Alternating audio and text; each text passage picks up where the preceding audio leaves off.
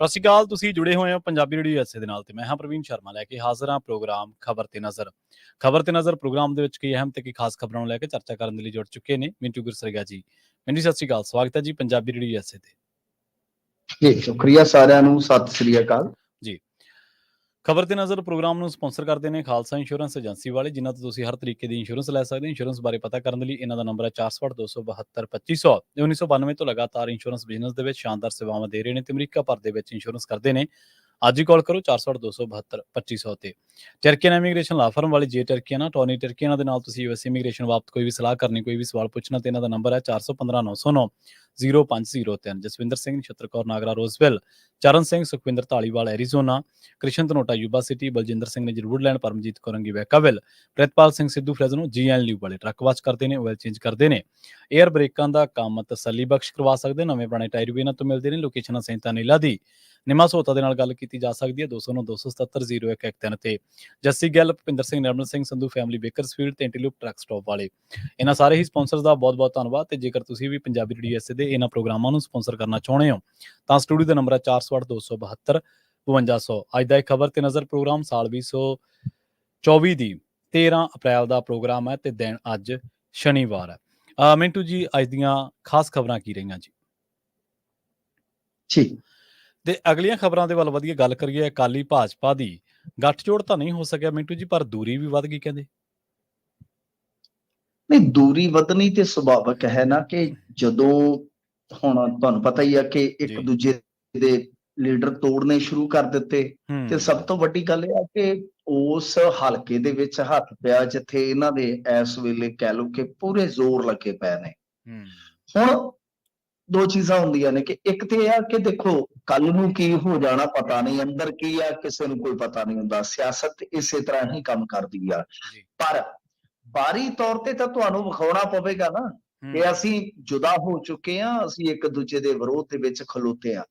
ਦੋ ਚੀਜ਼ਾਂ ਤੋਂ ਸਾਫ਼ ਹੈ, ਸਪਸ਼ਟ ਆ ਕਿ ਭਾਵੇਂ ਬਾਹਰੀ ਸਹੀ, ਵਿਖਾਵਾ ਹੀ ਸਹੀ, ਲੜਾਈ ਜਿਹੜੀ ਆ ਬਿਆਨਾਂ ਦੀ ਹੋਏਗੀ। ਦਿਲ 'ਚ ਦੂਰੀ ਹੈ ਕਿ ਨਹੀਂ ਹੈ, ਸਿਆਸਤ ਦੇ ਵਿੱਚ ਕਹਿਣਾ ਬਹੁਤ ਔਖਾ ਹੁੰਦਾ ਹੈ। ਹੁਣ ਦੇਖੋ, ਪਹਿਲਾ ਬਿਆਨ ਸੀਗਾ ਵਿਕਰਮਜੀਤ ਸਿੰਘ ਮਜੀਠੀਏ ਦਾ, ਜਿੱਥੇ ਕਿਉਂਕਿ ਤੁਸੀਂ ਇੱਕ ਗੱਲ ਨੋਟ ਕੀਤੀ ਹੋਣੀ ਆ ਕਿ ਮਜੀਠੀਆ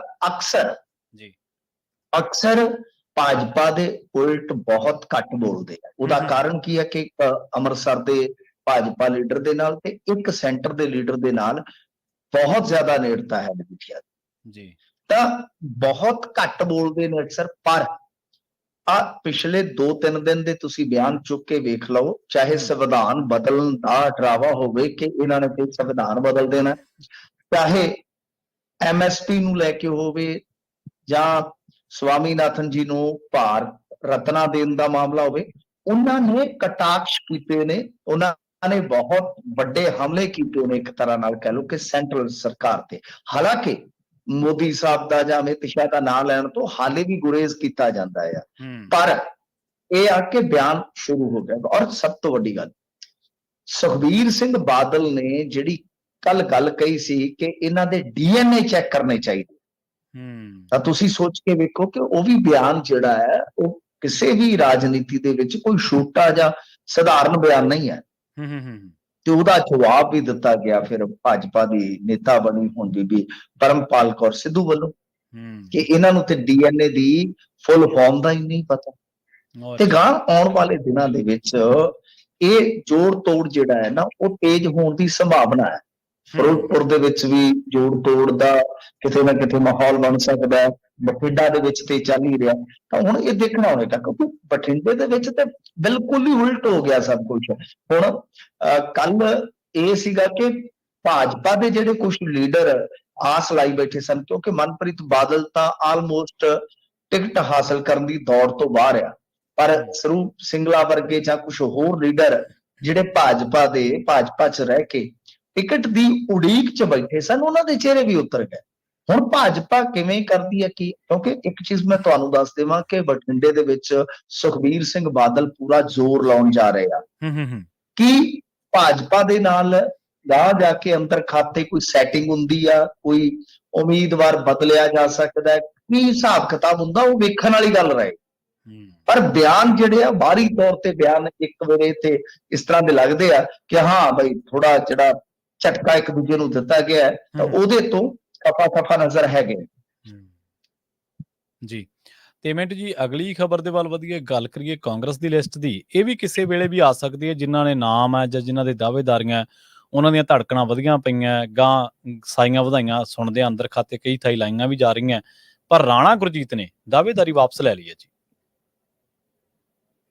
ਦੇਖੋ, ਜਿਹੜੀ ਕਾਂਗਰਸ ਦੀ ਟਿਕਟ ਆ ਉਹ ਟਿਕਟਾਂ ਦੀ ਸੂਚੀ ਹੈ ਜਿਹੜੀ ਕਿਹਨੂੰ ਮਿਲਣੀ ਆ, ਉਮੀਦਵਾਰਾਂ ਵਾਲੀ ਸੂਚੀ ਜਿਹੜੀ ਆ ਉਹ ਆ ਜਾਏਗੀ ਅੱਜ ਭਲਕ ਜਾਂ ਦੋ। ਕਿਉਂਕਿ ਦੇਖੋ, ਕਾਂਗਰਸ ਵਾਸਤੇ ਇਹ ਵੀ ਇੱਕ ਸੰਕਟ ਹੈ ਨਾ ਕਿ ਜੇ ਤਾਂ ਉਮੀਦਵਾਰ ਚੁਣਨੇ ਤਦ ਵੀ ਚੈਲੰਜ, ਜੇ ਉਮੀਦਵਾਰ ਲੇਟ ਕਰੋਗੇ ਤਦ ਵੀ ਪਛੜ ਜਾਓਗੇ ਨਾ। ਕਈ ਇਸ ਤਰ੍ਹਾਂ ਦੇ ਹੈਗੇ ਨੇ ਉਮੀਦਵਾਰ ਜਿਨ੍ਹਾਂ ਨੇ ਆਪਣੇ ਹਲਕੇ ਪੂਰੇ ਕਰ ਲਏ ਜਾਂ ਦੂਜੇ ਗੇੜ ਦੇ ਵਿੱਚ ਨੇ, ਉੱਥੇ ਗੇੜੇ ਤੇ ਗੇੜਾ ਦੇ ਗੇੜਾ ਸ਼ੌਂਕ ਦਾ ਨਾਨੇ ਗੋਰੀਏ, ਉੱਥੇ ਸ਼ੌਂਕ ਦੇ ਨਹੀਂ, ਉੱਥੇ ਮਜਬੂਰੀਆਂ ਦੇ ਗੇੜੇ ਵੱਜਣ ਡਏ ਨੇ ਜੀ। ਹੁਣ ਜਿਹੜਾ ਉਮੀਦਵਾਰ ਮੰਨ ਲਓ ਆਇਆ ਹੀ ਹੁਣ 20 ਅਪ੍ਰੈਲ ਤੋਂ ਬਾਅਦ, 25 ਅਪ੍ਰੈਲ ਤੋਂ ਬਾਅਦ, ਤਾਂ ਫਿਰ ਉਹਦੇ ਵਾਸਤੇ ਉਹਨਾਂ ਟਾਈਮ ਜਿਹੜਾ ਹੈ ਉਹ ਇੰਨਾ ਜ਼ਿਆਦਾ ਠੀਕ ਨਹੀਂ ਹੁੰਦਾ ਕਿ ਹਾਂ ਯਾਰ ਵੀ ਇੰਨੇ ਕੁ ਦਿਨਾਂ ਚ ਮੈਂ ਸਭ ਕੁਝ, ਕਿਉਂਕਿ ਲੋਕ ਸਭਾ ਹਲਕਾ ਬਹੁਤ ਵੱਡਾ ਹਲਕਾ ਬਣ ਜਾਂਦਾ ਜਿਹਦੇ ਚ 9 ਵਿਧਾਨ ਸਭਾ ਹਲਕੇ ਆ ਗਏ, ਪਿੰਡ ਆ ਗਏ। ਤੁਸੀਂ ਬਠਿੰਡੇ ਦਾ ਹੀ ਲਾ ਲਓ, ਪੌਣੇ 700 ਦੇ ਕਰੀਬ ਪਿੰਡ ਬਣ ਜਾਂਦੇ ਨੇ, ਪੌਣੇ 700 ਪਿੰਡ। ਤਾਂ ਹੁਣ ਜਿਵੇਂ ਲੱਖਾ ਸਿਧਾਣਾ ਉਹ ਤੇ 4 ਮਹੀਨੇ ਪਹਿਲਾਂ ਹੀ ਚੱਲ ਪਿਆ ਸੀ, ਤੇ ਜੇ ਕੋਈ ਕਵੇ ਕਿ ਮੈਂ 4 ਦਿਨਾਂ ਦੇ ਵਿੱਚ ਹੀ ਆ ਕੇ ਕੱਢ ਲੂੰ ਪਿੱਛੋਂ, ਫਿਰ ਫਰਕ ਤੇ ਪਊਗਾ ਨਾ। ਠੀਕ ਹੈ, ਕਾਂਗਰਸ ਦਾ ਆਧਾਰ ਵੱਖਰਾ, ਭਾਜਪਾ ਦਾ ਵੱਖਰਾ, ਅਕਾਲੀਆਂ ਦਾ ਵੱਖਰਾ, ਪਰੰਤੂ ਗੱਲ ਕੀ ਹੈ ਕਿ ਫਿਰ ਵੀ ਜਿਹੜਾ ਬੰਦਾ ਅਗੇਤਾ ਤੁਰਦਾ ਹੈ ਤਾਂ ਉਹਦਾ ਥੋੜਾ ਐਡਵਾਂਟੇਜ ਉਸ ਨੂੰ ਮਿਲਦਾ ਹੀ ਹੈ। ਤਾਂ ਕਾਂਗਰਸ ਵਾਸਤੇ ਇਹ ਚੁਣੌਤੀ ਹੈ ਕਿ ਬਹੁਤਾ ਲੇਟ ਨਹੀਂ ਕੀਤਾ ਜਾ ਸਕਦਾ, ਕਦੇ ਵੀ ਇਹ ਸੂਚੀ ਆ ਸਕਦੀ, ਹੋ ਸਕਦਾ ਕਿ ਜਦੋਂ ਸਾਡੀ ਗੱਲਬਾਤ ਚੱਲ ਰਹੀ ਹੈ ਤਾਂ ਹੋ ਸਕਦਾ ਕਿ ਉਦੋਂ ਵੀ ਐਲਾਨ ਹੋ ਜਾਵੇ, ਹੋ ਸਕਦਾ ਕੱਲ ਨੂੰ, ਹੋ ਸਕਦਾ 2-4 ਦਿਨ ਹੋਰ ਲਟਕ ਜਾਣ। ਉਹਦਾ ਕਾਰਨ ਕੀ ਹੈ? ਦੇਖੋ, ਰਾਣਾ ਗੁਰਜੀਤ ਨੇ ਦਾਅਵੇਦਾਰੀ ਛੱਡ ਦਿੱਤੀ। ਦਾਅਵੇਦਾਰੀ ਛੱਡਣ ਦਾ ਮਤਲਬ ਹੈ ਕਿ ਪਿਓ ਨੇ ਦਾਅਵੇਦਾਰੀ ਛੱਡੀ ਹੈ, ਪੁੱਤ ਨੇ ਨਹੀਂ। ਸਮਝਦੇ ਹੋ ਨਾ? ਕਿਉਂਕਿ ਅੱਗੇ ਇਸ ਤਰ੍ਹਾਂ ਹੋਇਆ ਸੀਗਾ ਕਿ ਇਹਨਾਂ ਨੇ 2 ਟਿਕਟਾਂ ਪਰਿਵਾਰ ਚ ਇਸ ਕਰਕੇ ਫਿਰ ਨਹੀਂ ਸੀ ਹਾਸਲ ਕੀਤੀਆਂ ਕਿਉਂਕਿ ਚੰਨੀ ਸਾਹਿਬ ਵੀ ਜ਼ੋਰ ਲਾ ਰਹੇ ਸੀ, ਕੁਝ ਹੋਰ ਪਰਿਵਾਰ ਵੀ ਜ਼ੋਰ ਲਾ ਰਹੇ ਸੀਗੇ, ਤਾਂ ਇਹਨਾਂ ਨੇ ਆਪਣਾ ਆਜ਼ਾਦ ਮੁੰਡਾ ਲੜਾ ਕੇ ਜਿਤਾ ਲਿਆ ਤੇ ਮੁੱਛ ਤੇ ਵੱਟ ਦੇ ਕੇ ਜਿਤਾਇਆ ਸੀਗਾ ਕਿ ਜੇ ਮੈਂ ਹਾਰ ਗਿਆ, ਮੁੰਡਾ ਮੇਰਾ ਹਾਰ ਗਿਆ, ਤੇ ਮੈਂ ਰਾਜਨੀਤੀ ਤੋਂ ਸੰਨਿਆਸ ਲੈ ਲਾਂ, ਤੇ ਕਹਿ ਕੇ ਨਵਤੇਜ ਚੀਮਾ ਨੂੰ, ਕਾਂਗਰਸੀ ਉਮੀਦਵਾਰ ਸੀ ਜਿਹੜਾ, ਕਿ ਤੇਜੀ ਤੂੰ ਹਾਰੇਗਾ, ਇਹ ਵਾਰਨਿੰਗ ਸੀ। ਤਾਂ ਮਤਲਬ ਕਿ ਇਹ ਆ, ਰਾਣਾ ਗੁਰਜੀਤ ਬੇਸ਼ੱਕ, ਜਿੰਨਾ ਕੁ ਮੈਨੂੰ ਲੱਗਦਾ, ਬੇਸ਼ੱਕ ਪੈਰ ਪਿਛਾਂਹ ਨੂੰ ਖਿੱਚ ਗਏ ਨੇ ਕਿ ਮੈਂ ਦਾਅਵੇਦਾਰ ਨਹੀਂ ਹੈਗਾ ਜੀ, ਮੈਂ ਇਲੈਕਸ਼ਨ ਨਹੀਂ ਲੜਦਾ, ਪਰ ਮੈਨੂੰ ਲੱਗਦਾ ਕਿ ਉਹਦਾ ਮੁੰਡਾ ਇਲੈਕਸ਼ਨ ਲੜ ਸਕਦਾ ਹੈ ਜੀ, ਜੋ ਕਾਂਗਰਸੀ ਹੈ, ਕਾਂਗਰਸ ਤੋਂ ਬਾਹਰ ਤੇ ਹੈ ਹੀ ਨਹੀਂ। ਤਾਂ ਇਹਦਾ ਮਤਲਬ ਇਹ ਆ ਕਿ ਖਡੂਰ ਸਾਹਿਬ ਤੋਂ ਇਹਨਾਂ ਦੀ ਦਾਅਵੇਦਾਰੀ ਹੋ ਸਕਦੀ ਹੈ ਜੀ। ਜੇ ਖਡੂਰ ਸਾਹਿਬ ਨਹੀਂ ਤਾਂ ਆਨੰਦਪੁਰ ਸਾਹਿਬ ਹੋ ਸਕਦਾ, ਕਿਉਂਕਿ ਦੇਖੋ ਪਿਛਲੇ ਦਿਨੀ ਇੰਟਰਨਲ ਸਰਵੇ ਕੁਝ ਹੋਏ ਸੀਗੇ ਕਾਂਗਰਸ ਦੇ ਕੁਝ ਖਾਸ ਸੀਟਾਂ ਨੂੰ ਲੈ ਕੇ, ਤਾਂ ਉੱਥੇ ਇਹਨਾਂ ਨੂੰ ਮਿਲਦਾ ਨਜ਼ਰ ਆਉਂਦਾ 1-2 ਸੀਟਾਂ ਰਾਣਾ ਫੈਮਿਲੀ ਜੀ, ਤਾਂ ਉਹਦਾ ਫਾਇਦਾ ਜਿਹੜਾ ਹੈ ਮਿਲ ਸਕਦਾ ਇਹਨਾਂ ਨੂੰ। ਤੇ ਰਾਣਾ ਗੁਰਜੀਤ ਦਾ ਤੁਹਾਨੂੰ ਪਤਾ ਆਪਣਾ ਪ੍ਰਭਾਵ, ਹਾਲਾਂਕਿ ਹਰੇਕ ਸੀਟ ਤੇ ਮੁਖਾਲਫਤ ਹੈਗੀ ਆ, ਕੁਝ ਨਹੀਂ ਹੁੰਦੀ ਹੈ, ਤਾਂ 3 ਕੁ ਨਾਮ ਤਾਂ ਫਾਈਨਲ। ਰਾਣਾ ਗੁਰਜੀਤ ਦਾ ਰਾਹ ਇਸ ਕਰਕੇ ਰੋਕਿਆ ਜਾਂਦਾ ਨਾ ਕਿ ਕਾਰੋਬਾਰੀ ਆਦਮੀ ਆ, ਬੰਦੇ ਦੀ ਗੜਸ ਦੀ ਚਰਚਾ, ਵਾਇਰਲ ਹੁੰਦਾ ਬੰਦਾ ਦੀਆਂ ਗੱਲਾਂ ਜਿਹੜੀਆਂ ਜਿਵੇਂ ਜੱਟ ਮੂਡ ਵਾਲੀਆਂ ਗੱਲਾਂ ਹੁੰਦੀਆਂ ਨੇ, ਤੁਹਾਨੂੰ ਪਤਾ ਹੀ ਹੈ ਨਾ, ਇੱਥੇ ਜੱਟ ਮੂਡ ਗੱਲਾਂ ਨੂੰ ਬਹੁਤ ਸੁਣਿਆ ਜਾਂਦਾ, ਪਸੰਦ ਕੀਤਾ ਜਾਂਦਾ। ਤਾਂ ਇਹ ਨਾ ਕਿ ਕੱਲ ਨੂੰ ਸ੍ਰੀ ਅਨੰਦਪੁਰ ਸਾਹਿਬ ਤੋਂ ਮੰਨ ਲਓ ਆਪਦੇ ਮੁੰਡੇ ਨੂੰ ਜਿਤਾ ਲੈਂਦੇ ਆ, ਅਨੰਦਪੁਰ ਸਾਹਿਬ ਆ ਗਿਆ, ਜਲੰਧਰ ਤੋਂ ਐਮਪੀ ਉਹ ਰਹਿ ਚੁੱਕੇ ਆ, ਖਡੂਰ ਸਾਹਿਬ ਤੋਂ ਇਲੈਕਸ਼ਨ ਉਹ ਲੜ ਚੁੱਕੇ ਆ, ਸੁਲਤਾਨਪੁਰ ਲੋਧੀ ਤੇ ਇੱਕ ਹੋਰ ਹਲਕਾ ਦੁਆਬੇ ਦਾ ਵਿੱਚ ਆਉਂਦਾ ਖਡੂਰ ਸਾਹਿਬ ਦੇ। ਫਿਰ ਇਸ ਤੋਂ ਇਲਾਵਾ ਜੇ ਤੁਸੀਂ ਵੇਖੋਗੇ ਤੇ ਅਨੰਦਪੁਰ ਸਾਹਿਬ ਏਰੀਆ ਜਾ ਕੇ ਮੋਹਾਲੀ ਨਾਲ ਲੱਗ ਗਿਆ, ਮੋਹਾਲੀ ਚ ਉਹਨਾਂ ਦਾ ਕੰਮ ਕਰ ਰਿਹਾ, ਉਧਰੋਂ ਤਰਨਤਾਰਨ ਯਾਨੀ ਹਰੀਕੇ ਦੇ ਕੋਲ ਉਹਨਾਂ ਦਾ ਕਾਰੋਬਾਰ ਆ ਜਾਂਦਾ, ਤੇ ਰਹਿ ਕੀ ਗਿਆ ਪੰਜਾਬ ਚ। ਸਮਝਦੇ ਹੋ ਨਾ? 1/3 ਹਿੱਸਾ ਤੇ ਪੰਜਾਬ ਦਾ ਉਹਨਾਂ ਨੇ ਪਿਓ ਪੁੱਤਾਂ ਨੇ ਕਵਰ ਕਰ ਲਿਆ, ਗਾਂ ਤਾਂ ਕੁਝ ਵੀ ਨਹੀਂ, ਗਾਂ ਤਾਂ ਕੁਝ ਵੀ ਨਹੀਂ। ਤੋ ਇਹ ਚੀਜ਼ਾਂ ਹੁੰਦੀਆਂ ਨੇ ਕਿ ਦੁਆਬਾ ਮਾਝਾ ਜੇ ਆ ਗਿਆ ਤਾਂ ਫਿਰ ਤਾਂ ਮਾਲਵਾ ਹੀ ਰਹਿ ਗਿਆ ਨਾ। ਉਹ ਇਸ ਕਰਕੇ ਮੁਖਾਲਫਤ ਹੁੰਦੀ ਹੈ, ਇਨਸਿਕਿਉਰਿਟੀ ਜਿਸ ਨੂੰ ਤੁਸੀਂ ਅੰਗਰੇਜ਼ੀ ਚ ਬੋਲਦੇ ਜੇ, ਕਿ ਬਈ ਉਹ ਇੱਕ ਦੂਜੇ ਤੋਂ ਹੁੰਦੀ ਆ। ਖੈਰ 3 ਕੁ ਪਾਰਲੀਮੈਂਟ ਮੈਂਬਰ ਜਿਹੜੇ ਆ ਉਹ ਰਿਪੀਟ ਹੋ ਸਕਦੇ ਆ ਕਾਂਗਰਸ ਦੇ, ਠੀਕ ਹੈ ਜੀ। ਉਹਨਾਂ ਦੀ ਉਮੀਦ ਆ। ਤੇ ਸੁਖਪਾਲ ਸਿੰਘ ਖਹਿਰਾ ਨੂੰ ਟਿਕਟ ਆਲਮੋਸਟ ਡਨ ਹੈ, ਆਲਮੋਸਟ ਸੰਗਰੂਰ ਤੋਂ ਜੀ, ਲਗਭਗ ਡਨ ਹੈ ਜੀ। ਅਖੀਰਲੇ ਵੇਲੇ ਤੱਕ ਕੋਈ ਵੱਡਾ ਚੇਂਜ ਨਹੀਂ ਹੁੰਦਾ, ਕਿਉਂਕਿ ਜਦੋਂ ਆਪਾਂ ਇਹ ਗੱਲਬਾਤ ਕਰ ਰਹੇ ਹਾਂ ਉਸ ਵੇਲੇ ਤੱਕ ਇਹ ਸੂਚੀ ਨਹੀਂ ਆਈ। ਠੀਕ ਹੈ ਜੀ, ਸੂਚੀ ਆਉਣ ਤੋਂ ਬਾਅਦ ਕੋਈ ਚੇਂਜ ਨਜ਼ਰ ਆਵੇ ਤੇ ਉਹਦੇ ਲਈ ਵੀ ਤਿਆਰ ਰਹਿਣਾ ਚਾਹੀਦਾ, ਕਿਉਂਕਿ ਅਖੀਰਲੇ ਵੇਲੇ ਤੱਕ ਤੁਹਾਨੂੰ ਪਤਾ ਕਾਂਗਰਸ ਦੀ ਜਿਹੜੀ ਮਜਬੂਰੀ ਹੁੰਦੀ ਹੈ ਨਾ, ਹਾਈ ਕਮਾਂਡ ਦੀ ਇਹੀ ਹੁੰਦੀ ਹੈ ਕਿ ਜਿਹੜੇ ਪੁਰਾਣੇ ਪਰਿਵਾਰ ਆ ਉਹ ਨਾ ਛੱਡ ਕੇ ਜਾ। ਫਿਰ ਇਸ ਤੋਂ ਇਲਾਵਾ ਚੰਨੀ ਬਾਰੇ ਵੀ ਆ ਕਿ ਚੰਨੀ, ਜਿਵੇਂ ਤੁਸੀਂ ਵੇਖਿਆ ਹੋਣਾ, ਨਮਾਜ਼ ਪੜ੍ਹਨ ਚਲੇ ਗਏ, ਜਲੰਧਰ ਦੇ ਵਿੱਚ ਰੌਲਾ ਪੈ ਗਿਆ। ਇਹ ਸਾਰਾ ਕੁਝ ਕਰਦੇ ਫਿਰਦੇ ਆ ਚੰਨੀ ਹੋਰੀ, ਕਾਹਤੋਂ ਕਰਦੇ ਫਿਰਦੇ? ਕਦੇ ਕਿਸੇ ਮੰਦਿਰ ਚ ਜਾਣਾ, ਕਦੇ ਕਿਸੇ ਮਸਜਿਦ ਚ ਜਾਣਾ, ਕਦੇ ਡੇਰੇ ਬੱਲਾਂ ਚ ਜਾਣਾ, ਉੱਥੇ ਤਾਂ ਵੈਸੇ ਇਹਨਾਂ ਦਾ ਚੰਗਾ ਸਤਿਕਾਰ ਹੈ, ਤੇ ਕਦੇ ਰਾਧਾ ਸੁਆਮੀਆਂ ਦੇ ਜਾਣਾ, ਉਹ ਕਾਹਦੇ ਵਾਸਤੇ? ਜੀ ਤੋ ਇਸ ਕਰਕੇ ਚੰਨੀ ਦਾ ਵੀ ਲਗਭਗ ਮੈਨੂੰ ਲੱਗਦਾ ਕਿ ਨਾਮ ਫਾਈਨਲ ਆ। ਹਾਂ, ਚੌਧਰੀ ਫੈਮਿਲੀ ਨੂੰ ਵੀ ਕਾਂਗਰਸ ਗਵਾਉਣਾ ਨਹੀਂ ਚਾਹੁੰਦੀ। ਹੁਣ ਉਹਨਾਂ ਨੂੰ ਕਿਵੇਂ ਰੋਕਣਗੇ ਉਹ ਇੱਕ ਵੱਖਰਾ ਵਿਸ਼ਾ। ਸੋ ਇਹ ਸੂਚੀ ਦੇ ਵਿੱਚ ਕੁਝ ਇਸ ਤਰ੍ਹਾਂ ਦਾ ਹੈ। ਖਾਸ ਤੌਰ ਤੇ ਮਨੀਸ਼ ਤਿਵਾੜੀ ਜੀ ਦਾ ਵੀ ਇੱਕ ਹੈਗਾ ਕਿ ਉਹ ਆਨੰਦਪੁਰ ਸਾਹਿਬ ਰਹਿਣਾ ਚਾਹੁੰਦੇ ਨੇ। ਆਨੰਦਪੁਰ ਸਾਹਿਬ ਨਹੀਂ, ਸੌਰੀ, ਹਾਈ ਕਮਾਂਡ ਉਹਨਾਂ ਨੂੰ ਉੱਥੇ ਰੱਖਣਾ ਚਾਹੁੰਦਾ ਹੈ, ਪਰ ਉਹ ਚੰਡੀਗੜ੍ਹ ਜਾਣਾ ਚਾਹੁੰਦੇ ਆ। ਚੰਡੀਗੜ੍ਹ ਬਾਂਸਲ ਫੈਮਿਲੀ ਹੈ। ਤਾਂ ਇਸ ਤਰ੍ਹਾਂ ਕੁਝ ਚੀਜ਼ਾਂ ਹੈਗੀਆਂ ਨੇ, ਜਿਵੇਂ ਅੰਮ੍ਰਿਤਸਰ ਦੇ ਵਿੱਚ ਓਪੀ ਸੋਨੀ ਦਾ ਧੜਾ ਕਹਿ ਰਿਹਾ ਸੀਗਾ ਕਿ ਹਿੰਦੂ ਚਿਹਰਾ ਦਿੱਤਾ ਜਾਣਾ ਚਾਹੀਦਾ ਅੰਮ੍ਰਿਤਸਰ ਤੋਂ। ਇਹ ਸਾਰੇ ਮਸਲੇ ਜਿਹੜੇ ਆ ਉਹ ਸੁਲਝਾ ਕੇ ਸੂਚੀ ਕਿਸੇ ਵੇਲੇ ਵੀ ਆ ਜਾਊਗੀ। ਪਰ ਰਾਣਾ ਗੁਰਜੀਤ ਦਾ ਮੁੰਡਾ ਇੰਦਰ ਪ੍ਰਤਾਪ ਸਿੰਘ ਮੈਨੂੰ ਲੱਗਦਾ ਕਿ ਖਡੂਰ ਸਾਹਿਬ ਤੋਂ ਉਮੀਦਵਾਰ ਹੋ ਸਕਦਾ ਹੈ ਕਾਂਗਰਸ ਦਾ। ਬਾਕੀ ਵੇਖੋ ਕਿ ਕੀ ਬਣਦਾ ਕੀ ਨਹੀਂ ਬਣਦਾ। ਤਾਂ ਸੂਚੀਆਂ ਹੁਣ ਜਿਹੜੀਆਂ 2 ਵੱਡੀਆਂ ਸੂਚੀਆਂ ਦੀ ਉਡੀਕ ਹੈ, ਇੱਕ ਕਾਂਗਰਸ ਦੀ ਤੇ ਇੱਕ ਹੈਗੀ ਆ ਜਿਹੜੀ ਅਕਾਲੀ ਦਲ ਦੀ। ਆਮ ਆਦਮੀ ਪਾਰਟੀ ਦੀ ਜਿਹੜੀ ਸੂਚੀ ਆ ਉਹਦੇ ਤੇ ਆਪਾਂ ਗੱਲ ਕੀਤੀ ਸੀ ਤਫਸੀਲ, ਕਿ ਇਹਨਾਂ ਵਾਸਤੇ ਕਈ ਚੈਲੰਜ ਆ। ਇੱਕ ਤਾਂ ਉਮੀਦਵਾਰ ਵੀ ਲੱਭਣੇ, ਤੇ ਦੂਸਰਾ ਹੈ ਕਿ ਹਿੰਦੂ ਕੋਟੇ ਦਾ ਤੇ ਬੀਬੀਆਂ ਦੇ ਕੋਟੇ ਦਾ ਵੀ ਖਿਆਲ ਰੱਖਣਾ ਜੀ। ਤੇ ਪੰਜਾਬ ਸਿਰ ਮਿੰਟੂ ਜੀ ਛਾਲਾਂ ਮਾਰ ਕੇ ਚੜ ਰਿਹਾ ਕਰਜ਼ਾ ਜੀ। ਹਾਂਜੀ, ਹੁਣ ਆਏ ਤੁਸੀਂ ਟਿਕਾਣੇ ਤੇ। ਮੈਂ ਦੇਖ ਰਿਹਾ ਕਿਸੇ ਨੇ ਕੋਈ ਗੱਲ ਨਹੀਂ ਕੀਤੀ ਇੱਥੇ ਕਰਜ਼ੇ ਜੀ। ਆਪ ਮਲੂਕਾ ਜਾਏਗਾ ਕਿ ਨਹੀਂ? 4 ਦਿਨ ਸਾਡੇ ਉੱਥੇ, ਮੈਂ ਮਤਲਬ ਕਿ ਜਿੱਥੇ ਲਾਈਵ ਕਰਦਾ ਜਾ ਕੇ, ਉੱਥੇ ਇਹੀ ਸਵਾਲ ਪੁੱਛੇ ਗਏ ਚੈਨਲ ਤੇ ਨਾ ਕਿ ਬਈ ਜਾਏਗਾ ਕਿ ਨਹੀਂ। ਯਾਰ ਮੈਂ ਬਾਰ-ਬਾਰ ਕਹਿਣਾ ਕਿ ਕੀ ਫਰਕ ਪੈਂਦਾ ਤੁਹਾਨੂੰ? ਇੱਕ ਸਿਰਫ ਉਹਨਾਂ ਨੇ ਝੰਡਾ ਹੀ ਬਦਲਣਾ ਹੈ। ਕਿਹੜਾ ਉਮੀਦਵਾਰ ਅਰੇ ਕਿਆ ਆ, ਕਿਹੜੇ ਉਮੀਦਵਾਰ ਕੋਲ ਕੀ ਵਿਜ਼ਨ ਆ, ਕੀ ਉਹਦੀਆਂ ਰਣਨੀਤੀਆਂ ਨੇ, ਕੀ ਉਹਦੀ ਮਤਲਬ ਕਿ ਜ਼ਰੂਰਤ ਆ, ਕੇਂਦਰ ਕੋਲੋਂ ਕਿਸ ਤਰ੍ਹਾਂ ਦਾ ਉਹ ਲਿਆ ਸਕਦਾ ਹੈ। ਇਹਦੀ ਗੱਲ ਕਰਦੇ ਆ ਕਿ ਤਰਨਜੀਤ ਸਿੰਘ ਸੰਧੂ ਨੂੰ ਪੁੱਛ ਲੈਣਾ ਚਾਹੀਦਾ ਸੀਗਾ ਕਿ ਤੁਸੀਂ ਆਇਓ ਤਾਂ ਕੀ ਲਿਆਇਓ, ਜੇ ਜਿਤਾਏ ਤਾਂ ਕੀ ਲਿਆਓ। ਤਾਂ ਗੱਲ ਇਹ ਆ ਕਿ ਉੱਥੇ ਸਾਡਾ ਬਸ ਇੱਕੋ ਆ ਕਿ ਅਸੀਂ ਵਿਰੋਧ ਜਾਂ ਤਾਂ ਵਿਰੋਧ ਕਰਦੇ ਹਾਂ ਜਾਂ ਨਹੀਂ ਸਪੋਰਟ ਕਰਦੇ ਹਾਂ। ਵਿੱਚ ਵਿਚਾਲੇ ਮਸਲਾ ਜਿਹੜਾ ਉਹ ਸਾਡਾ ਉਸੇ ਤਰ੍ਹਾਂ ਹੀ ਉਲਝਿਆ। ਖੈਰ, ਇਹ ਕਰਜ਼ੇ ਦੀ ਜਿਹੜੀ ਗੱਠੜੀ ਆ 19-20 ਦੇ ਵਿੱਚ 2,29,353, ਅਗਲੇ ਸਾਲ ਉਹ 2,49,653, ਉਸ ਤੋਂ ਅਗਲੇ ਸਾਲ 2,61,281, ਉਸ ਤੋਂ ਅਗਲੇ ਸਾਲ 2,93,729 ਤੇ ਪਿਛਲੇ ਸਾਲ 3,23,135। ਮਤਲਬ ਕਿ ਜੇ ਤੁਸੀਂ ਦੇਖੋ 93 ਤੋਂ ਸਿੱਧਾ 23 ਜੀ। ਪਹਿਲਾਂ ਤਾਂ 29 ਤੋਂ 49 ਵੱਧਦੀ ਹੈ ਨਾ, 29 ਤੋਂ 49 20,000 ਕਰੋੜ, 19, 20, 20, 21 ਇਹ ਫਾਈਨੈਂਸ਼ੀਅਲ ਈਅਰ ਜਿਹੜੇ ਆ ਇਹਨਾਂ ਦਾ ਜਿਹੜਾ ਇਜ਼ਾਫਾ ਹੈ ਉਹ ਸਿਰਫ 20,000 ਕਰੋੜ ਦਾ ਹੈ।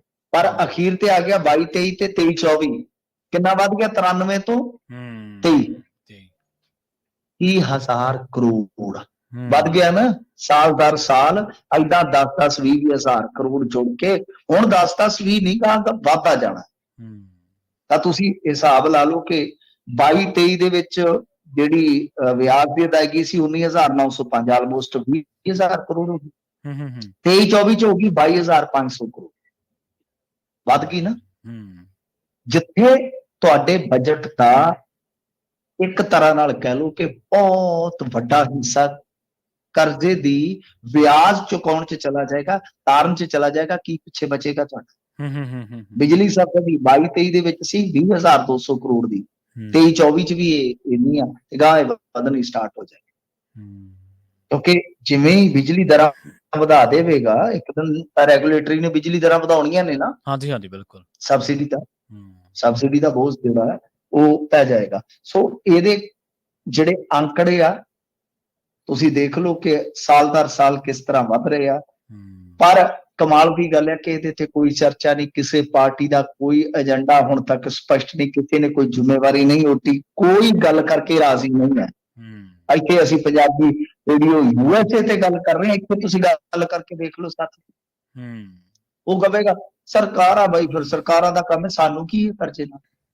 ਪਰ ਇਹ ਕਰਜ਼ਾ ਹਮੇਸ਼ਾ ਸਟੇਟ ਦੀ ਵਸੋਂ ਦੇ ਪਰ ਹੈਡ ਦੇ ਹਿਸਾਬ ਨਾਲ ਦੇਖਿਆ ਜਾਂਦਾ ਹੈ, ਤੇ ਉੱਥੋਂ ਦੇ ਵਸ਼ਿੰਦਿਆਂ ਦੇ ਸਿਰ ਇਹ ਕਰਜ਼ਾ ਗਿਣਿਆ ਜਾਂਦਾ, ਕਿਉਂਕਿ ਵਸ਼ਿੰਦਿਆਂ ਦੇ ਟੈਕਸ ਨਾਲ ਹੀ ਇਹ ਸਭ ਕੁਝ ਚੱਲਣਾ ਹੈ। ਤਾਂ ਖੈਰ ਬਾਕੀ ਜਿਹੜੇ ਖਰਚੇ ਉਹ ਤਾਂ ਤੁਸੀਂ ਛੱਡ ਹੀ ਦਿਓ। ਜੇ ਆਪਾਂ ਦੇਖੀਏ ਬਈ ਪੈਨਸ਼ਨਾਂ ਦੇ ਨਾਮ ਤੇ ਜਾਂ ਜਿਹੜੇ ਹੋਰ ਆਪਣੇ ਮੁਲਾਜ਼ਮਤ ਕਰਦੇ ਆ, ਉਹਨਾਂ ਦੀ ਜਿਹੜੀ ਉਜ਼ਰ ਤਨਖਾਹ ਉਹ ਜੇ ਤੁਸੀਂ ਕੱਢ ਲਓਗੇ ਤਾਂ ਮੇਰੇ ਖਿਆਲ ਦੇ ਨਾਲ 34,300 ਕਰੋੜ ਰੁਪਏ ਜਿਹੜਾ ਹੈ ਨਾ, ਉਹ ਇਸ ਤਰ੍ਹਾਂ ਸਾਲ 23-24 ਦੇ ਵਿੱਚ ਜਿਹੜਾ ਹੈ ਨਾ ਤਨਖਾਹਾਂ ਤੇ ਗਿਆ। ਪੈਨਸ਼ਨ ਤੇ ਵੀ ਬਹੁਤ ਵੱਡੀ ਰਕਮ ਜਿਹੜੀ ਹੈ ਕਿਉਂਕਿ ਗਿਣ ਲਓ ਨਾਲ, ਇਹ ਸਾਰਾ ਕੁਝ ਕੁੱਲ ਮਿਲਾ ਕੇ ਜੇ ਦੇਖ ਲਈਏ ਤੇ ਤੁਹਾਡੇ ਕੋਲ ਬਚਦਾ ਕੀ ਹੈ? ਕੈਪੀਟਲ ਐਕਸਪੈਂਡੀਚਰ ਵਾਸਤੇ ਤੁਹਾਡੇ ਕੋਲ ਕੁਝ ਨਹੀਂ ਬਚਦਾ, ਜਿਹਦੇ ਨਾਲ ਗਲੀਆਂ, ਨਾਲੀਆਂ, ਸੜਕਾਂ, ਬ੍ਰਿਜ, ਇਹ ਸਭ ਕੁਝ ਬਣਨਾ, ਉਹ ਕੁਝ ਵੀ ਨਹੀਂ ਹੈ। ਸੋ ਇਹਦੇ ਤੇ ਕੋਈ ਗੱਲ ਨਹੀਂ ਕਰ ਰਿਹਾ, ਨਾ ਹੀ ਕਿਸੇ ਨੇ ਗੱਲ ਕਰਨੀ ਆ, ਨਾ ਇਹਨਾਂ ਤੋਂ ਆਸ ਰੱਖੇ। ਇਹ ਸਾਰੇ ਇੱਥੇ ਕੰਮ ਚਲਾਊ ਰਾਜਨੀਤੀ 'ਚ ਆ, ਤੇ ਲੋਕ ਮੈਂ ਸਿੱਧੀ ਗੱਲ ਤੁਹਾਨੂੰ ਦੱਸਾਂ, ਲੋਕ ਇੱਥੇ ਚੱਸ ਭਾਲਦੇ ਜੇ, ਕਦੇ ਸਾਗਰ ਦੀ ਵਹੁਟੀ ਆ ਗਈ, ਕਦੇ ਭਾਬੀ ਚੁੰਮਿਆਂ ਵਾਲੀ ਆ ਗਈ, ਕਦੇ ਡਾਂਸਰ ਦਾ ਮਾਮਲਾ ਹੋ ਗਿਆ। ਇਹ ਇਹਨਾਂ ਚੀਜ਼ਾਂ 'ਚ ਸੁਣ ਕੇ ਰਾਜੀ ਆ, ਇਹਨਾਂ ਨੂੰ ਰਾਜੀ ਰਹਿਣ ਦੀ। ਅਸਲ ਦੇ ਵਿੱਚ ਮਿੰਟ ਜੀ ਇਹ ਗੱਲ ਤੁਹਾਡੀ ਸਹੀ ਹੈ ਕਿ ਲੋਕਾਂ ਨੂੰ ਨਾ ਅਸਲ ਦੇ ਵਿੱਚ ਕੁਛ ਚਾਹੀਦਾ ਹੈ ਕੋਈ ਇੰਟਰਟੇਨ ਕਰਨ ਵਾਸਤੇ। ਆ ਜਿਹੜਾ ਸੀਕੁਐਂਸ ਤੁਸੀਂ ਦੱਸਿਆ ਨਾ, ਇਹਦੇ 'ਚ ਇੱਕ ਚੀਜ਼ ਹੋਰ ਐਡ ਕਰ ਲਓ, ਆ ਜਿਹੜੇ ਨੌਜਵਾਨ ਨੇ ਹੁਣ ਦਸਤਾਰ ਲਾਈ ਹੈ, ਭੰਗੜਾ ਪਾਉਂਦੇ ਨੇ, ਹੁਣ ਜਾਂ ਤਾਂ ਉੱਧਰ ਹੋ ਤੁਰੀ, ਫਿਰ ਕੱਲ ਨੂੰ ਕੁਛ ਹੋਰ ਨਵਾਂ ਵਾਪਰ ਜਾਊਗਾ, ਉੱਧਰ ਹੋ ਤੁਰੂਗੀ। ਅਸਲ ਦੇ ਵਿੱਚ ਆਪਾਂ ਸਿਆਸਤ ਨੂੰ ਕਹਿੰਦੇ ਹਾਂ, ਪਰ ਕਈ ਵਾਰੀ ਸਾਡੀ ਆਪਦੀ ਜਿਹੜੀ ਸਾਡਾ ਮੁਆਸ਼ਰਾ ਉਹ ਵੀ ਲੱਗਦਾ ਕਿ ਲੀਹੋਂ ਲੱਥਾ ਹੋਈ ਹੈ। ਨਹੀਂ, ਗੱਲ ਇਹ ਆ ਨਾ, ਗੱਲ ਇਹ ਆ ਕਿ ਮੁਆਸ਼ਰਾ ਕਰੇਗਾ ਕੀ? ਮੁਆਸ਼ਰੇ ਨੇ ਜੋ ਸਿਰ ਦੇ ਵਿੱਚ ਪੁਰਜ਼ਾ ਹੈ, ਜੋ ਪੁਰਜ਼ੇ ਦੀ ਪ੍ਰੋਗਰਾਮਿੰਗ ਹੈ, ਉਹਦੇ ਅਨੁਸਾਰ ਹੀ ਚੱਲਣਾ ਹੈ। ਤਾਂ ਪ੍ਰੋਗਰਾਮਿੰਗ ਠੀਕ ਕਰਨ ਦੀ ਜ਼ਰੂਰਤ ਹੈ ਜੀ। ਅਗਲੇ ਪ੍ਰੋਗਰਾਮਿੰਗ ਹੀ ਹੈ ਨਹੀਂ, ਪ੍ਰੋਗਰਾਮਿੰਗ ਜਿੰਨਾ ਕਰਨੀ ਸੀ ਉਹਨਾਂ ਦੀ ਤੇ ਆਪਣੀ ਪ੍ਰੋਗਰਾਮਿੰਗ ਵੀ। ਜੀ ਬਿਲਕੁਲ। ਤੇ ਅਗਲੇ ਹੋਰ ਸੰਕਟ ਦੀ ਮਿੰਟੂ ਜੀ ਪੰਜਾਬ ਦੇ ਦੀ ਗੱਲ ਕਰ ਲਈਏ, ਬੇਰੁਜ਼ਗਾਰੀ ਦੇ ਸੰਕਟ ਦੀ। ਪੰਜਾਬ ਦੀ ਬੇਰੁਜ਼ਗਾਰੀ ਵੀ ਕਹਿੰਦੇ ਵੱਡਾ ਸੰਕਟ ਬਣ ਗਈ ਹੈ। ਦੇਖੋ ਇਸ ਵੇਲੇ ਜੇ ਆਪਾਂ ਗੱਲ ਕਰੀਏ ਪੰਜਾਬ ਦਾ ਜਿਹੜਾ ਰੁਜ਼ਗਾਰ ਸਿਰਜਣ ਡਿਪਾਰਟਮੈਂਟ ਉਹਦੇ ਅੰਕੜੇ ਜੀ ਤਾਂ ਦੱਸਦੇ ਆ ਕਿ ਇਸ ਵੇਲੇ ਤਕਰੀਬਨ 21 ਲੱਖ ਨੌਜਵਾਨਾਂ ਨੂੰ ਰੁਜ਼ਗਾਰ ਦੀ ਲੋੜ ਹੈ ਜੀ। ਇੱਕ ਅਖਬਾਰ ਦੇ ਵਿੱਚ ਅੰਕੜੇ ਛਪੇ ਤੇ ਮੈਂ ਬੜਾ ਹੈਰਾਨ ਰਹਿ ਗਿਆ। ਮੈਂ ਕਿਹਾ 21 ਲੱਖ। ਹਾਲਾਂਕਿ ਜੇ ਤੁਸੀਂ ਦੇਖੋ ਕਿ ਹੁਣ ਮੈਂ ਤੁਹਾਨੂੰ ਇੱਕ ਹੋਰ ਅੰਕੜਾ ਦੱਸ ਦੇਵਾਂ ਕਿ ਇਸ ਵੇਲੇ 40 ਲੱਖ ਤੇ ਪ੍ਰਵਾਸੀ ਹੈ ਪੰਜਾਬ 'ਚ ਜੀ, ਔਰ 30 ਲੱਖ ਦੇ ਕਰੀਬ ਵੋਟ ਹੈ ਉਹਨਾਂ ਦੀ। ਉਹਨਾਂ ਕੋਲ ਜ਼ਿਆਦਾਤਰ ਰੋਜ਼ਗਾਰ ਹੈ ਜੀ।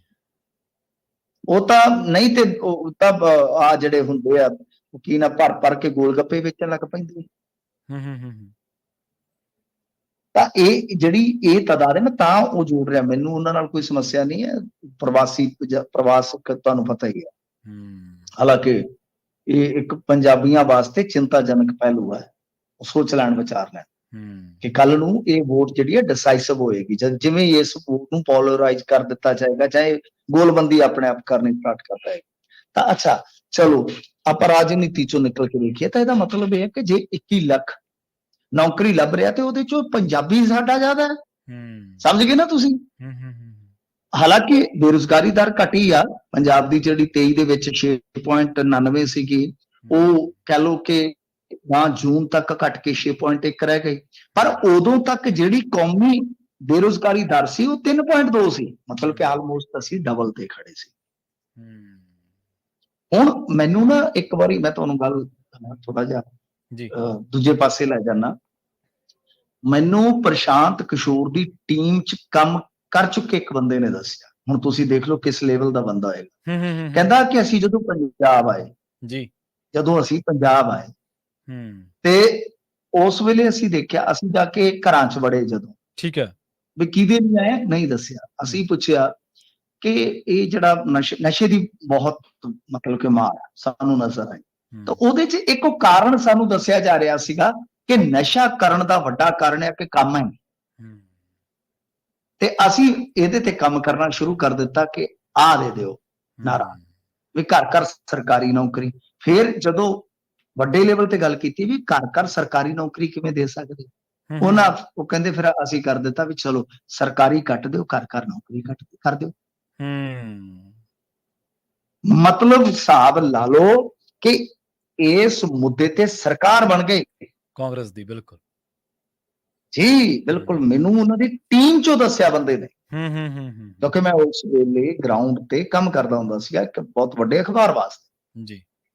ਤਾਂ ਗੱਲ ਇਹ ਆ ਕਿ ਇਹ ਸਾਰੀਆਂ ਚੀਜ਼ਾਂ ਜਿਹੜੀਆਂ ਨੇ ਉਹ ਮਤਲਬ ਕਿ ਸਾਡੇ ਇੱਥੇ ਹੈ ਸੰਕਟ, ਸਾਡੇ ਜਿਉਂ ਦੇ ਤਿਉਂ ਰਹਿੰਦੇ ਆ, ਸਰਕਾਰਾਂ ਆਉਂਦੀਆਂ ਤੇ ਜਾਂਦੀਆਂ ਰਹਿੰਦੀਆਂ ਨੇ। ਹੁਣ ਜੇ ਤੁਸੀਂ ਮਾਨ ਨੂੰ ਪੁੱਛੋਗੇ, ਮਾਨ ਕਹੂਗਾ 36,000 ਨੌਕਰੀ ਦੇ ਦਿੱਤੀ ਆ, 46,000 ਦੇ ਦਿੱਤੀ ਆ। ਮਤਲਬ ਕਿ ਆ ਜਿਹੜੀ ਕਤਾਰ ਖਲੋਤੀ ਆ, ਫੌਜ ਖਲੋਤੀ ਹੈ, ਇਹਦੇ ਵਾਸਤੇ ਸਾਰੀਆਂ ਸਰਕਾਰੀ ਨੌਕਰੀਆਂ ਨਹੀਂ ਤੁਸੀਂ ਦੇ ਸਕਦੇ। ਇਹਨਾਂ ਨੂੰ ਕਿਹੜੇ ਕਿਹੜੇ ਸੈਕਟਰ ਚ ਲਿਜਾਣਾ ਸੀਗਾ, ਕਿਹੜੇ ਕਿਹੜੇ ਖੇਤਰ ਚ ਅਸੀਂ ਅੱਗੇ ਵਧਾ ਸਕਦੇ ਸੀ, ਇਹਨਾਂ ਨੂੰ ਕਿਹੜੇ ਕਿਹੜੇ ਅਸੀਂ ਯੂਨਿਟ ਦੇ ਸਕਦੇ ਸੀ ਇਹਦੀ, ਉਹਦੇ ਤੇ ਕੋਈ ਵਰਕਆਊਟ ਨਹੀਂ ਹੈ, ਨਿਲ ਵਟਾ ਸਨਾਟਾ ਹੋਵੇ ਜੀ। ਤੇ ਮਿੰਟੂ ਜੀ ਗੱਲ ਕਰੀਏ ਬਾਹਰ ਫੰਡ ਭੇਜਣ ਤੇ, ਕਹਿੰਦੇ ਬੈਂਕ ਪਾ ਰਹੇ ਨੇ ਲੋਕਾਂ ਨੂੰ ਸਵਾਲ, ਜਦੋਂ ਕਿਸੇ ਦੀ ਆਪਾਂ ਜਾਇਦਾਦ ਦੀ ਬੈਂਕ ਨੇ ਰੱਖ ਲਈ ਹੈ ਤੇ ਉਹਦੇ ਬਦਲੇ ਕਰਜ਼ਾ ਦੇਤਾ ਹੈ, ਫਿਰ ਉਹ ਸਵਾਲ ਦਾ ਕੋਈ ਅਰਥ ਹੈ ਜੀ? ਨਹੀਂ, ਇਹਦੇ ਵਿੱਚ ਕੀ ਹੁੰਦਾ ਹੈ ਕਿ ਤੁਸੀਂ ਜਿਹੜਾ ਇਧਰੋਂ ਇੰਡੀਆ ਚੋਂ ਪੈਸਾ ਭੇਜਦੇ ਹੋ, ਫਰਜ਼ ਕਰੋ ਕੋਈ ਕੈਨੇਡਾ ਦੇ ਵਿੱਚ ਕਿਸੇ ਨੇ ਕੋਈ ਘਰ ਖਰੀਦਣਾ, ਇਹ ਉਹਦੇ ਮੁਤਲਕ ਹੈ ਕਿ ਅੱਗੇ ਇਹ ਸਭ ਕੁਝ ਚੱਲਦਾ ਸੀ ਕਿਉਂਕਿ ਸਾਲਾਨਾ 2 ਕਰੋੜ ਰੁਪਈਆ ਜਿਹੜਾ ਹੈ ਨਾ ਇੰਡੀਅਨ ਬੰਦਾ ਉਹ ਫੋਰਨ ਭੇਜ ਸਕਦਾ ਹੈ। ਯਾਨੀ ਲਾ ਲਓ ਕਿ 2.5 ਲੱਖ ਡਾਲਰ ਬਣਿਆ ਤਾਂ ਉਹ 2 ਕਰੋੜ ਰੁਪਈਆ ਜਿਹੜਾ ਹੈ ਨਾ ਉਹ ਵਿਦੇਸ਼ ਭੇਜਿਆ ਜਾ ਸਕਦਾ ਸੀਗਾ। ਹੁਣ ਇਹ ਆ ਕਿ ਜਦੋਂ ਇਸ ਤਰ੍ਹਾਂ ਦੀ ਕੋਈ ਰਕਮ ਭੇਜੀ ਜਾਂਦੀ ਆ ਤਾਂ ਜਿਹੜਾ ਬੈਂਕ ਹੈ, ਜਿਸ ਬੈਂਕ ਦੇ ਥਰੂ ਭੇਜੀ ਜਾਣੀ ਹੈ, ਜੇ ਤਾਂ 2 ਨੰਬਰ 'ਚ ਭੇਜਣੇ, ਬਾਈ 2 ਨੰਬਰ 'ਚ ਬਹੁਤ ਪੈਸਾ ਆਉਂਦਾ, ਸੱਚ ਹੈ, ਲੀਡਰਾਂ ਦਾ ਪੈਸਾ ਵੀ ਆ ਰਿਹਾ ਰੀਅਲ ਅਸਟੇਟ 'ਚ, ਫਿਰ ਤਾਂ ਕਿਸ ਨੇ ਕੀ ਪੁੱਛਣਾ। ਪਰ ਜੇ 1 ਨੰਬਰ 'ਚ, ਕਿਉਂਕਿ 2 ਨੰਬਰ ਵਾਲਾ ਵੀ ਥੋੜਾ ਬਹੁਤਾ ਹੀ ਚੱਲਦਾ, ਤੁਹਾਨੂੰ ਪਤਾ ਇੱਧਰ ਇੰਡੀਆ 'ਚ ਬਹੁਤ ਸਖਤੀ ਆ, ਜਿਹੜਾ ਫੜਿਆ ਗਿਆ IT ਦੀ ਇੰਨੀ ਪੈਨਲਟੀ ਪੈਂਦੀ ਆ ਕਿ ਫਿਰ ਪੁਸ਼ਤਾਂ ਨੂੰ ਦੱਸ ਦਿੰਦਾ ਕਿ ਚੋਰੀ ਨਾ। ਹਾਂਜੀ ਹਾਂਜੀ ਬਿਲਕੁਲ, ਇਨਕਮ ਟੈਕਸ ਦੀ ਇੰਨੀ ਪੈਨਲਟੀ ਆ, ਕਾਂਗਰਸ ਦੇਖ ਲਓ ਮਾਰਦੀ ਹੈ ਨਾ ਮੱਥੇ ਤੇ ਹੱਥ, ਇਹ ਪੈਨਲਟੀਆਂ ਮਤਲਬ ਕਿ ਇਸ ਤਰ੍ਹਾਂ ਪਾਉਂਦੇ ਆ, ਇਹਨੂੰ ਵੀ ਪਾਉਂਦੇ ਆ। ਨਵਜੋਤ ਸਿੰਘ ਸਿੱਧੂ ਦਾ ਮਾਮਲਾ ਦੇਖ ਲਓ, ਸਿੱਧੂ ਵੀ ਕਲਪਦਾ ਹੈ ਨਾ।